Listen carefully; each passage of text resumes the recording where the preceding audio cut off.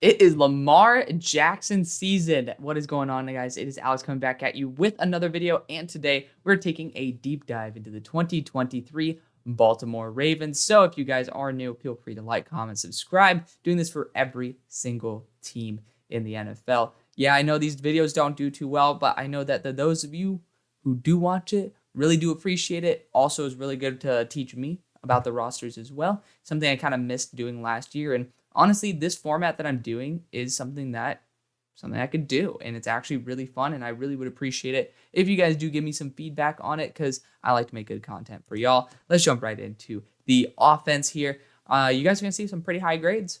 Yeah, I mean, that's just naturally what I do. I think that you guys draft really well, which means you guys have a pretty damn good roster, and I think that overall, if you guys are new, you guys will see that I go from skill position to line to skill position, that I'm a big fan of your organization.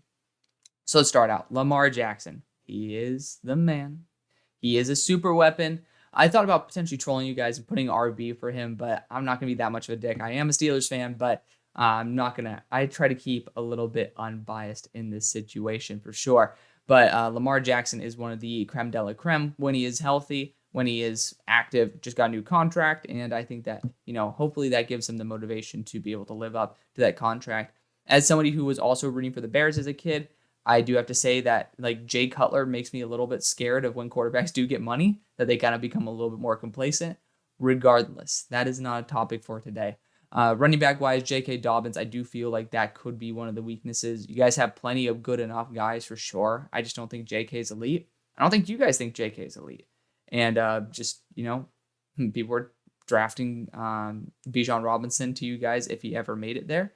And overall, I think that's an area that could improve, but I don't think that's an area that needs to improve. Hence why you look at the overall grade. Receiver-wise, Odell Beckham Jr., Zay Flowers, and Rashad Bateman. OBJ coming back. I'm excited to see him at full health. He was having some really good momentum there, even in the Super Bowl. On the way probably to Super Bowl MVP too, if he kept it up. But, obviously ACL tear, wasn't ready for last year. Excited to see what Lamar can do with a spectacular talent like that. Rashad Bateman, when healthy, is a beast. A big fan of that signing as well. Well, not signing, but draft. I like the fact that you guys got him on your team. Zay Flowers, I personally think Zay Flowers is awesome. I was a big fan of him from the beginning. Y'all can go check out the videos. I don't like to bullshit everybody to be right. I don't really care about being right first, as long as I'm right in the long run. I just want to be honest the whole time. So, Zay Flowers is somebody who I was a big fan of from the beginning. Glad to see that he lived up to the hype. I just have my one issue with it is that Lamar tends to not be able to be super duper effective with smaller wide receivers.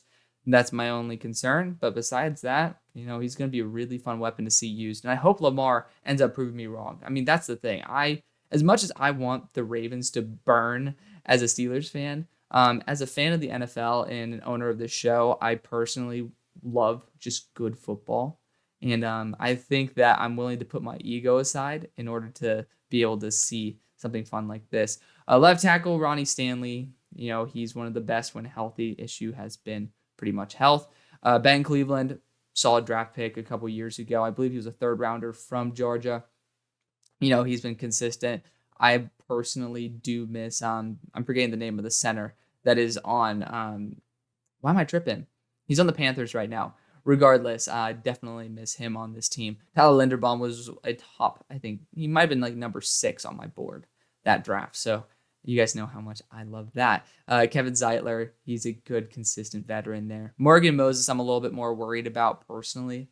I just don't think he's necessarily up to par with the rest of the team, but I don't think he's bad whatsoever. Like, he's not cheeks, not a tomato can. Otherwise, you probably would have been able to snag somebody later on. He's just a good vet. But then you got Mark Andrews there as well. Once again, I go through the offensive line, not realizing I missed out on Mark Andrews. It's just going to be a theme for me. But Mark Andrews is a cornerstone of this team. Love him to death, especially when he's completely healthy.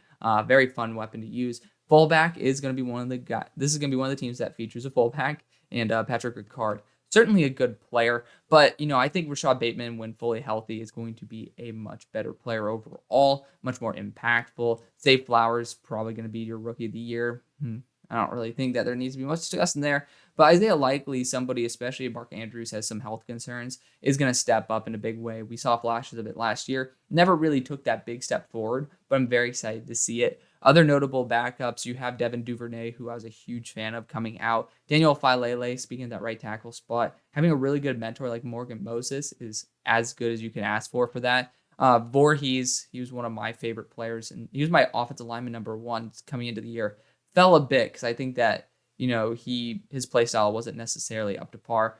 But if you guys are wondering why I have certain positions here, I should have honestly, again, it's on me. I forgot to edit the OTs, the LTs and stuff. It doesn't matter that much. But this is based off of our lads. So, it's not my depth chart. This is based off of our lads. And then Nelson Aguilar, in terms of depth, really nice. Like overall, you guys have some good weapons here. You might have Willie Snead as well, but that might be that's the Niners. You can tell I've been going through quite a few of these. Next, we go on to the defense. But yeah, I don't think I really need to discuss that today. So, y'all can enjoy that. But the defensive wise, I think it's a little bit worse. Losing Marcus Peters is not necessarily the best thing, and replacing him with Rock Ya-Sin doesn't really equate to that A grade that I'd probably give the team. I think that does certainly lower the value a little bit. But you do have one of the best corners in the NFL in Marlon Humphrey. He is a beast. Love that for you guys. And then we'll talk about, why am I saying that? I always said that I go defensive line out. We'll go defensive line out. Looking at the defensive line, you have a Sam linebacker in Tyus Bowser, which I'm going to include there because some SLBs are considered to be pass rushers. But Tyus Bowser is a really fun player to watch. Probably going to be a little bit more of the weak point of the roster, but it is what it is. You got Justin Madubuike, solid, nothing special. Michael Pierce, who's a beast. The backup to him in Travis Jones is a freak. But I'm forgetting, I think it's Broderick Washington. That's going to be probably my biggest question mark. I think this team has a lot of talent, but surprisingly, the defensive line has gotten consistently worse, and I'm a little bit worried about that. But as a position labeled as rush, Odafe Owe is sitting there as well as David Ojabo. Pretty sure, I included him there in the notable backups. But then, you got Roquan Smith, big contract. I think he's a monster. As a guy who, again, still roots for the Bears. He's a very, very fun player to watch. And you guys kind of needed that captain of the defense. You guys thrived with, how the hell am I forgetting names? With Ray Lewis for so long that, a cornerstone middle linebacker is probably what you want on your team. Patrick Queen. And hasn't really lived up to his full potential yet. But you have Trenton Simpson there as well to potentially kick his ass. Regardless, then you have your DBs there. Already mentioned Rock Ya-Sin, solid cornerback, just nothing super duper special. Marlon Humphrey's a beast. And then B. Stevens, pony up SMU. You guys like your SMU players too, because you got James Prochet on your offense. But, B. Steve is a very fun player to watch. He's a much bigger, much heavier guy who is, I believe, drafted as a safety. But with your 2 elite safeties in Marcus Williams and Kyle Hamilton, I think that's perfectly justifiable why he is being moved to the nickel rather than being just where he is at as a safety. So great overall. Other guys of note, Brett Urban and Malik Harrison, those guys are really, really fun players to watch. But I think that there's not really much of a role to be filled in for rookies. But, Patrick Queen might be able to let up a little bit of ground to Trenton Simpson. So, it's just what happens when you have a really good roster. But I do have faith in Rock Ya-Sin. I do. Obviously with the Raiders last year, not necessarily what you would hope for in terms of an overall performance with the entire defense. I think that he can step up and be really damn good in this defense overall. I like Marlon Humphrey as a great mentor for him to step his game up. And then again, Travis Jones being able to step up with Michael Pierce. I love Travis Jones. I had, I think, a late first on him. So excited to see what he can do. Let's get into the record here. Yeah, y'all see it. I have full faith in you. I think I did last year as well. But of course, y'all weren't necessarily the elite group because Lamar really wasn't playing. That's the reason why you weren't as good. And even though you guys were still 5th in the conference, you guys could have been better. And I think you will be. I think you'll be you guys will be 1st overall. You guys are beasts in the regular season. I'll go through this right now. Houston, I don't think I need to explain that too much. I think you guys, even with the rust, you're going to do better than a rookie who's coming out. And I think Houston has some flaws. Could definitely, again, all this is subject to change as I do more and more of these. But The more I have done, the less the more confident I've been, the less likely I've been to actually want to change a game. So I'm happy to feel comfortable with my knowledge of the roster so far. I think Houston has some good potential there, but it's just a tough AFC. And you're not going to be beating the Ravens, even with Lamar Jackson having some rust, which is why I think they lose week 2. I have them splitting with Cincinnati.